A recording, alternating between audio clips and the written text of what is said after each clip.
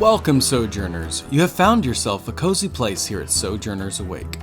I'm Jonathan, and this is our production of The Bookish and the Brave. Like you, the Sojourners are on a mission. They faced conflict, and sometimes even danger. And in this most recent episode, the Bookends walk into the Shadow Monastery and meet no one else than Lord Basile himself. Yes, the Sojourners have finally had a face-to-face confrontation with their arch-nemesis. Unfortunately, Vaughn is taken out of the fight very quickly, as you will soon see. But don't worry, I don't think this is the end of his story. With the Black Lotus still as a prize, between the non-Kwai monks, the Sojourners, and Lord Basile, who will claim it today? And so for now, our story continues.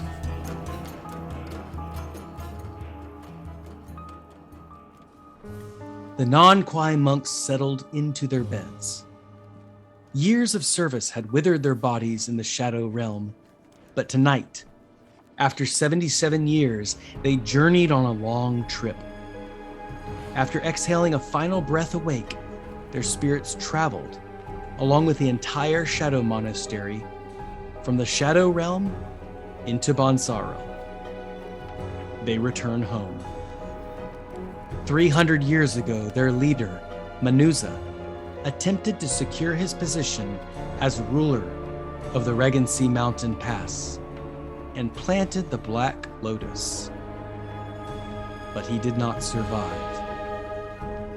A will of the dark powers forced the monks to dwell into the realm beyond this world, courted by ghosts and stalked by lichens. This only made them stronger as they waited for the opportunity to once again revive their leader. Now, in the month of Cedar, 3 Bookends and an ally stalk up the walls of this fabled monastery, and with the intent to secure the holy bloom for themselves.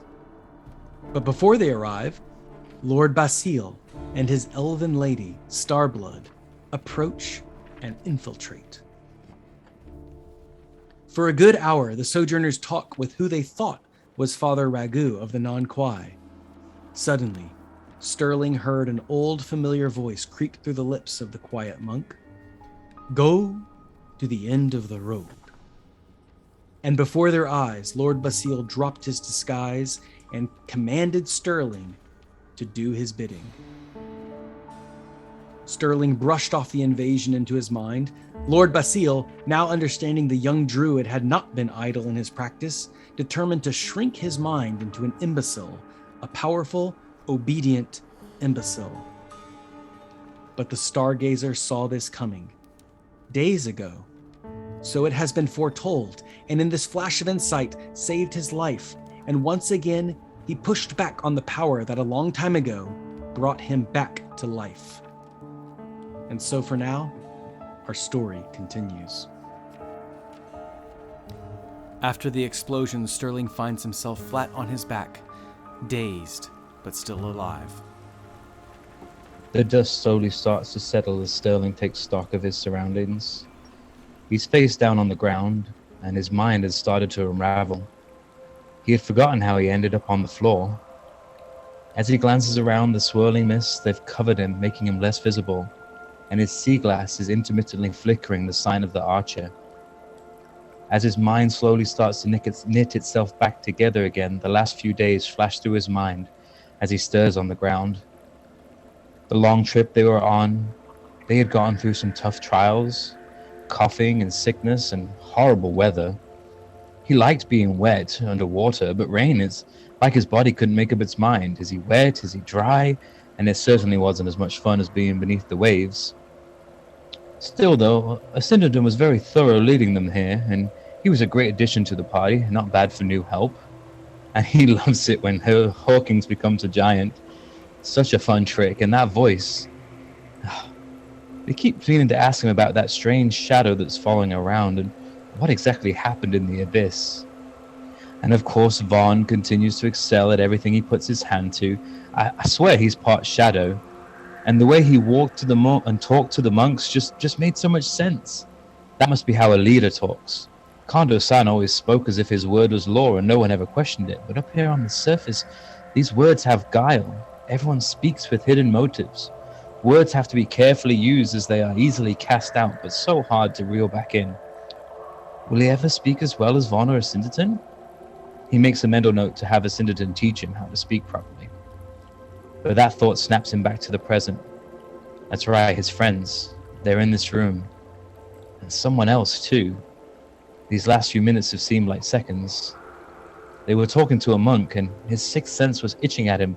Whoever it was, or whatever it was that has been looking after him, was trying to tell him that something was amiss. But he was told to stay out of it, not to talk. He manages to chuckle as his ribs flare with pain as he thinks about. He's glad that his protector didn't stay out of it. He had seemed to black out for a second as he was reliving the whole scenario in slow motion. Thank the stars they had come to his aid, and he shudders as he remembers that spell that Lord Basile used on him. That could have ended badly. And that's when the ringing in his ears stops. Clarity dawns on him like how the stars appear at dusk, slowly and sluggishly at first, as his brain begins to wake up. The archer starts to glow a little brighter, giving him strength as he stands shakily to his feet.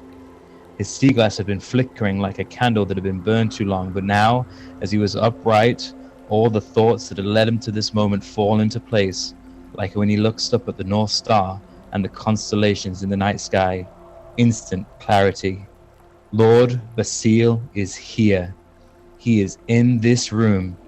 The author of his terror, the unknown voice in his deepest, darkest nightmare, is in the room, and he had just attacked him. So with a growl on his lips and a quarterstaff in his hand, he throws his head back and lets out a feral yell as he rushes back into this fight with one thought on his mind.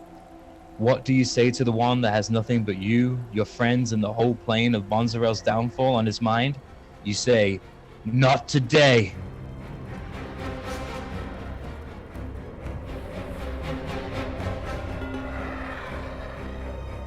Sojourners prepare for attack. Lord Basile whirls his cape around, seeing Hawkins in the corner with his shadow, and then giant Hawkins descend into the corner of the room, the shadow clinging to him. He seems to have escaped. He turns around and sees Asyndeton run towards the door. Pay him no mind. He looks over to see Sterling. If you will not submit, then you will watch them suffer. And he goes towards Vaughn.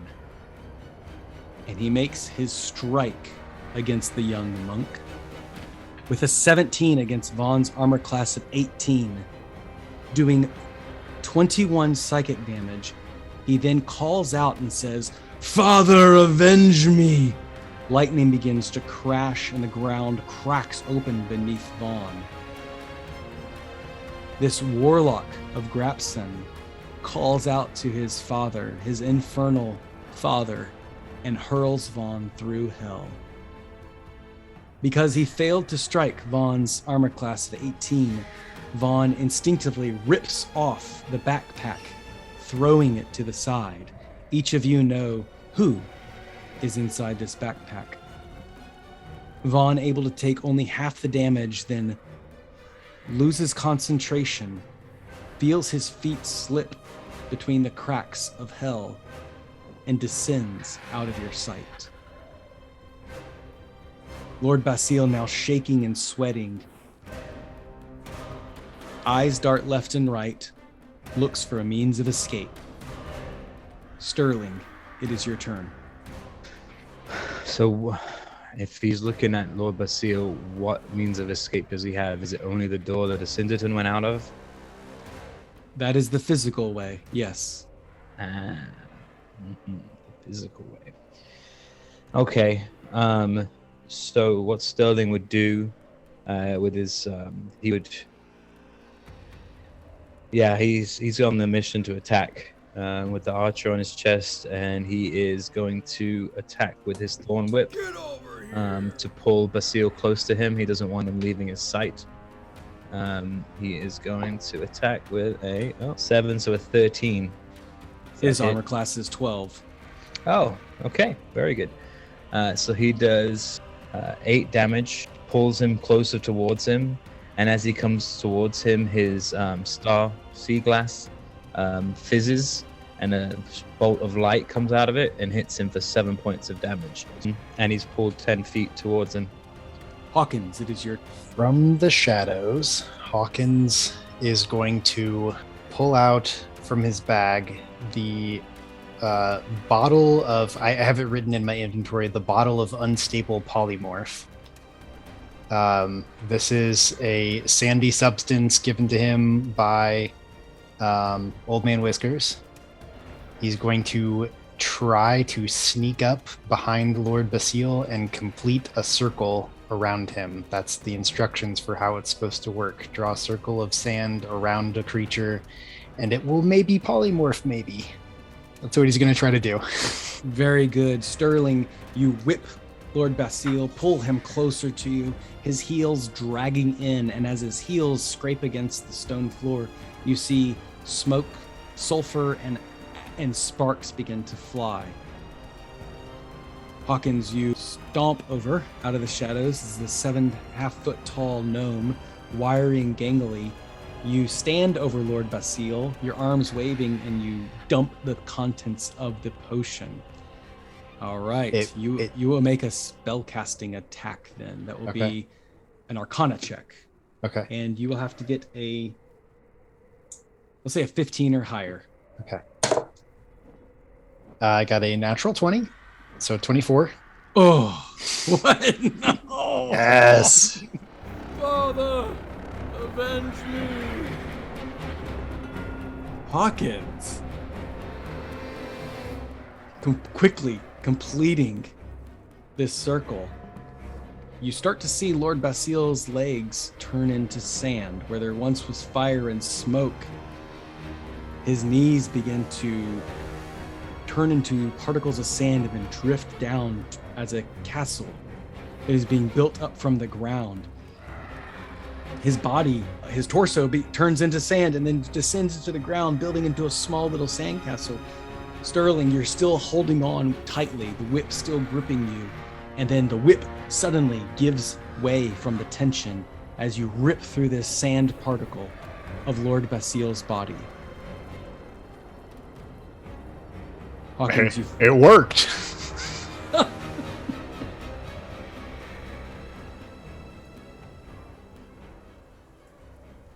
Suddenly the room goes quiet.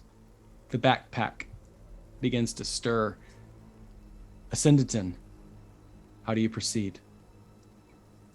Hearing things suddenly go quiet, I run back to the door from the lobby and open it and peek in and see the scene there. And I guess just in time to see the sand drifting down. And I don't know if you want me to do an Arcana check to try and figure out what just happened, or if I can intuit what's happened.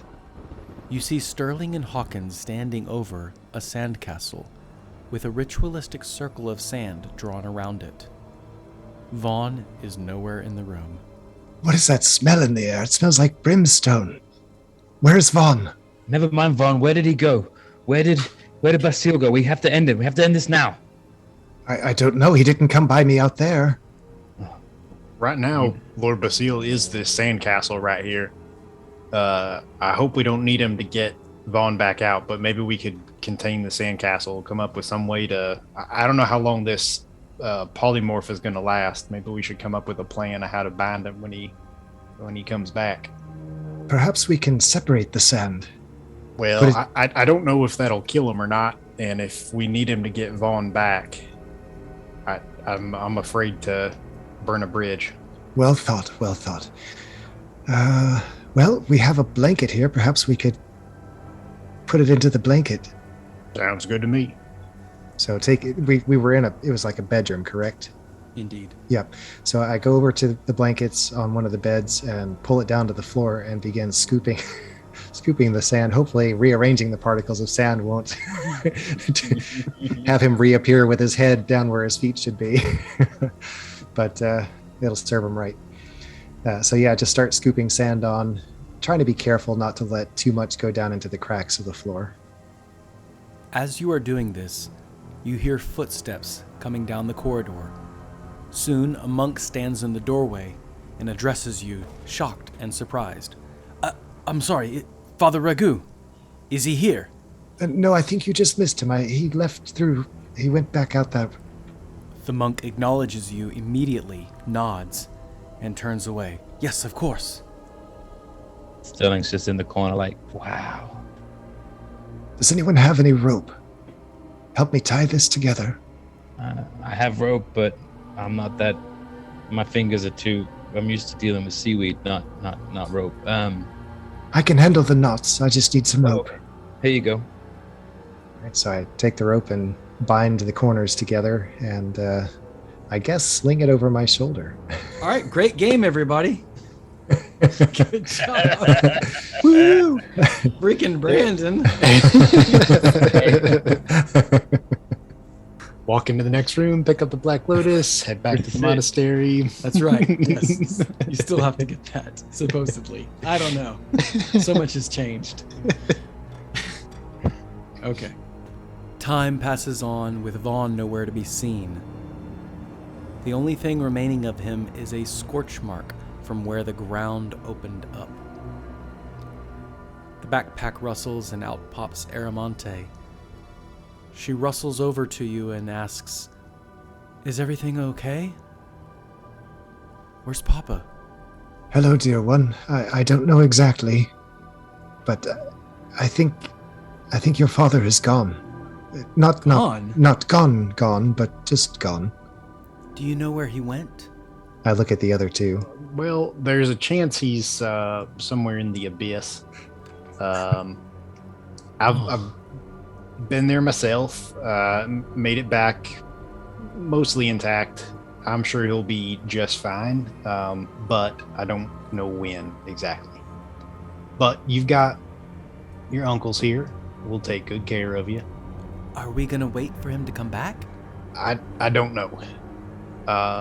The man who sent him away is in that blanket over there on Asyndeton's shoulder, sort of in the blanket. That makes sense. When he comes back into himself, we might be able to convince him to help us get your father back. Okay. Thank you, Uncle Hawkins. 20 minutes have passed by since Lord Basile disappeared. Maybe while we're waiting for Lord Basile to, reappear, we could try to go grab some of our things. It looks like Father Ragu's not going to be stopping us from being armed in here. Might I suggest we find a place to put this, someplace we can secure? I would hate for him to return to his normal form while we are trying to sneak around. You can tell that Sterling doesn't want to let that bag out of his sight. He is sticking by it, just kind of tagging along, watching these guys. He didn't see what happened to Vaughn. He is just kind of so focused right now. Perhaps it would be best to keep him with us. Well, if you feel anything wiggling around in that bag, you just go ahead and have a seat on it. That sounds excellent, Master Hawkins. And Master Sterling, if you wouldn't mind staying behind me to monitor in case you see something I can't. You've got it, Asyndeton. Master Hawkins, lead on. Hawkins will lead back toward the entrance, trying to remember the path that they were led by Father Ragu. Leave our weapons. Well, our weapons were left, I guess, with monks by the entrance. Gotcha. So you intend to go get your weapons? Yeah. All right. Make a survival check. You were going for a 12 or higher. It's an 11. Hawkins leads the party back towards the entrance. After surveying a series of closets and locks, Hawkins discovers the location of their weapons. As you place your hand on your crossbow, you hear the sound of footsteps, and soon 4 monks with weapons drawn enter into the chamber. One of them points towards you and says, "That's the one! They killed Father Ragu!" Whoa, gentlemen. We have killed no one. If you go into the room we just came from, you'll find no body. We found his body. Where? Back in his room. He's been slain in his sleep. Slain how? You should know. Do you see weapons upon us? And Asyndeton holds his hands up. Make a persuasion check. It's a 21 total. Sterling starts taking notes. One of the younger monks steps forward and puts her daggers down. It's true. Father Ragu was the one that admitted them. They didn't have time to slay him. There must be another. The older monk shouts, There were 4. Where is the other of your party? He had to go to the little monk's room. Go search. Is the shadow as a moon overhead or not? The oldest monk points to 2 and says, Both of you, go search the lavatory. You can hear a pin drop in the room. Finally, the older monk sheathes his weapon, walks over to you, Hawkins, squints his eyes and asks, I'm sorry, are you okay? Yes? You seem familiar. You mean how tall I am? No, it's your shadow. It's not conducive to your size. Yeah, I picked up that shadow in another realm. Which realm? The Abyss. A demon. The younger monk speaks up. I told you, it was not a shadow. It is a demon. Did you have... Did any other travelers come here today? None that we know of. We expected to run into a couple of others that we heard were ahead of us on the path. Not friends. Enemies. Yeah. Do you think they could be here? I don't know where else they might have gone. I'm pretty sure their heart was set on the Black Lotus. I don't think they would have gone a different place. Everyone who comes here is looking for the Black Lotus. Everyone. The younger monk speaks up. She looks towards the door and says, They should have been back by now. 30 minutes has passed since Basile disappeared. That settles it. We're all going to the lavatory. You 3, go in front and prove to me your friend was there. Let's go.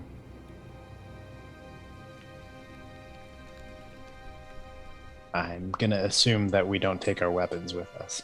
Hawkins will try. He'll turn back to the closet, looking at them to see if anyone tries to stop him. The older monk stops to say something, but the younger monk places her hand on his forearm and shakes her head. The older monk sighs and says, Very well, but stay in front.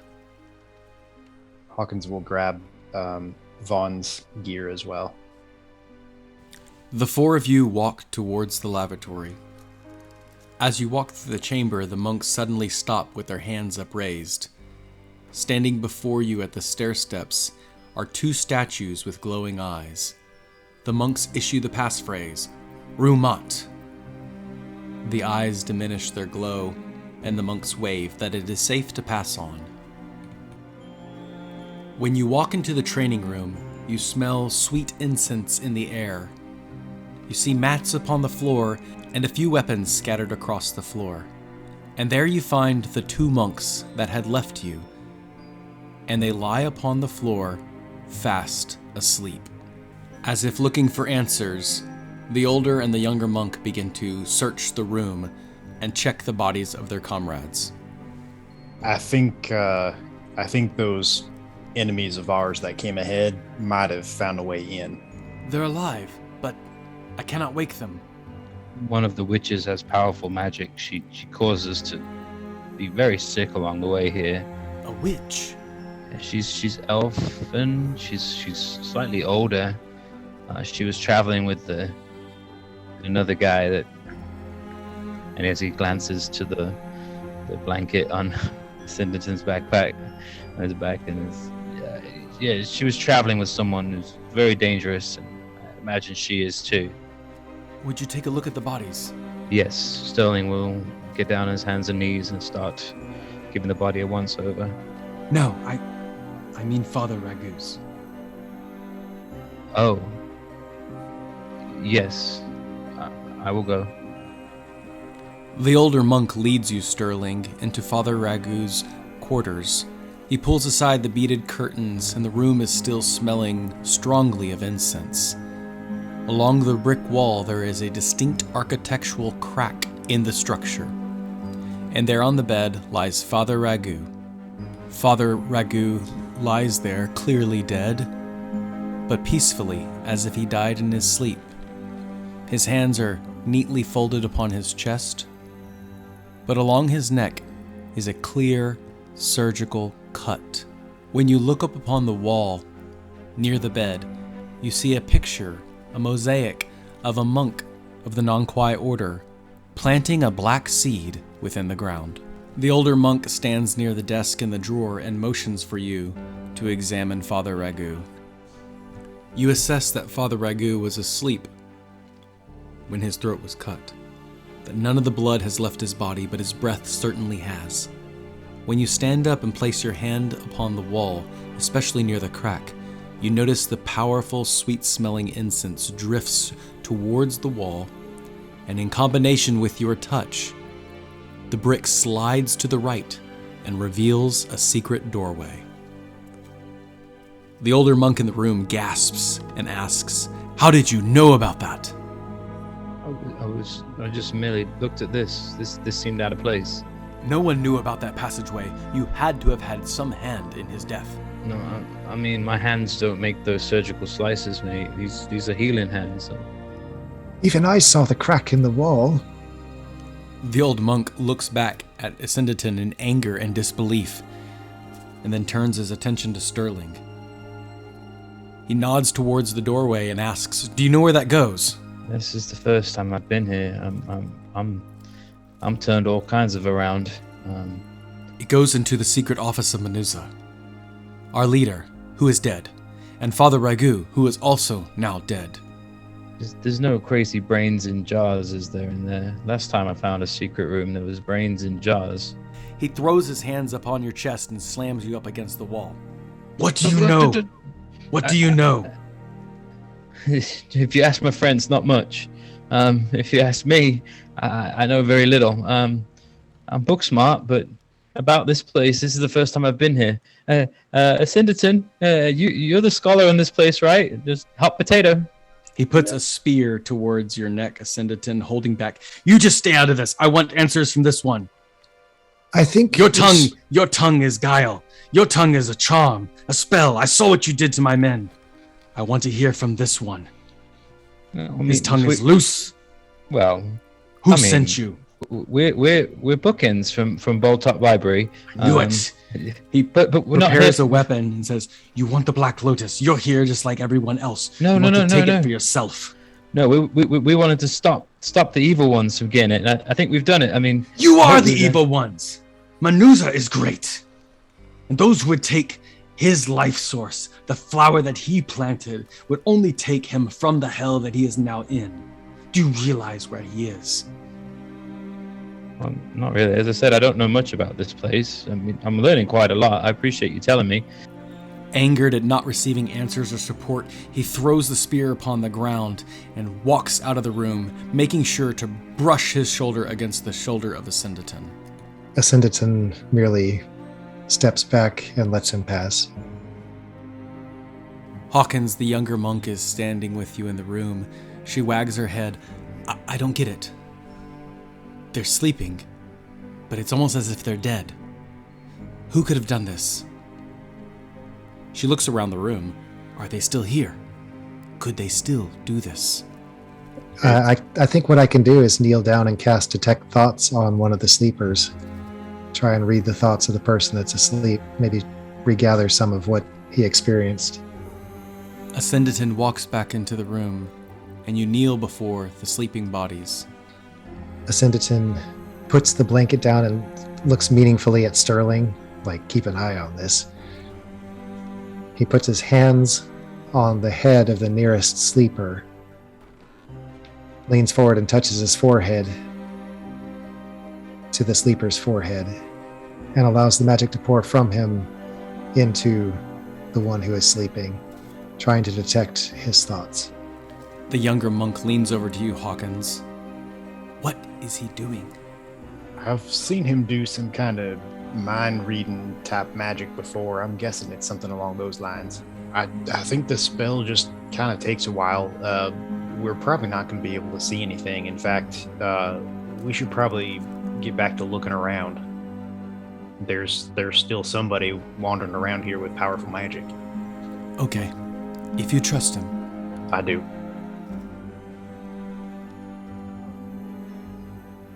"40 minutes has passed. So Sterling, he heard Asyndeton say, hey, keep an eye on him, but he's interested in the corpse still. He's seeing the serene face, and he's thinking about the dead. And the last time he spent time with people who cared about the dead, he was with Yasbro inside there. And so he thinks about Yasbro, and he thinks about the scrolls that was given to him. And he remembers that one of them was called Animate the Dead. As Sterling unfurls the scroll, he hears an infernal voice, like the screeching of a violin. That's creepy, but Yasbro was a little bit creepy, but I think I can read this now. Man, he really was a helpful friend teaching me to read Infernal. Let's see. I think this one says animate. Hey, Mr. Monk. You wanted to know what happened to this guy? I think I have a way. Might be quite sacrilegious. Never mind him. Let's just get on with this. And he's going to start reading in Infernal, the scroll. As Sterling traces the infernal script with his fingers, streaks of red ink drip down from the backside of the paper and onto the floor. As the drops make contact on the ground, they erupt into sizzling sparks that fizz into the air and disappear. The sweet smell of sage is ushered out through the doorway and replaced by the briny smell of salted fire and roasting flesh. Father Ragu's eyes flutter open. And so for now, our story concludes. Every story comes to an ending, so for now we must conclude. Thank you for listening, Sojourners. Your attention will not go unrewarded, and we look forward to continuing this adventure. If you enjoyed this background music and ambiance, visit Tabletop Audio. Find them for your tabletop games at www.tabletopaudio.com. And take the time to sojourn with us. Leave a rating and review on your favorite podcasting platform. This helps other Sojourners find us along their path. But however you choose to sojourn with us, as always, may your story continue.